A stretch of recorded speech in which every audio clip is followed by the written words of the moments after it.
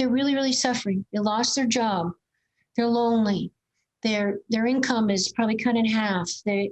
Our freedoms have been certainly compromised. There's a lot of fear and anxiety.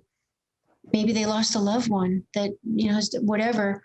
How do they do that? How do they still walk that line between the joy and the suffering? What would they do in those situations? So it's a very complex question, because what we need is a really good support system.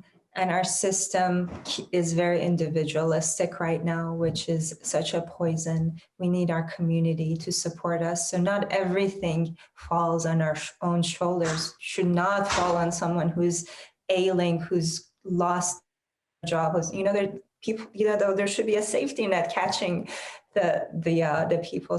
And then the grief really requires a lot of support from other people.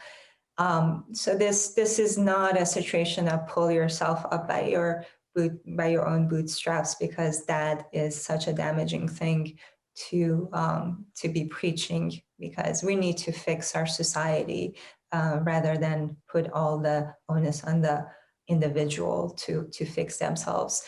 But one thing that we can do is just those moments that do bring us joy, to keep expanding it and savoring it. If we're drinking a cup of tea or a delicious coffee, really notice the temperature, the flavor, the smell, the aroma, what's around us, orient to the beauty. And just if we do that a few times a day, I wrote an article about this, when pleasant moment is a radical act, and it goes into the neurology of this and how this actually helps us become more resilient.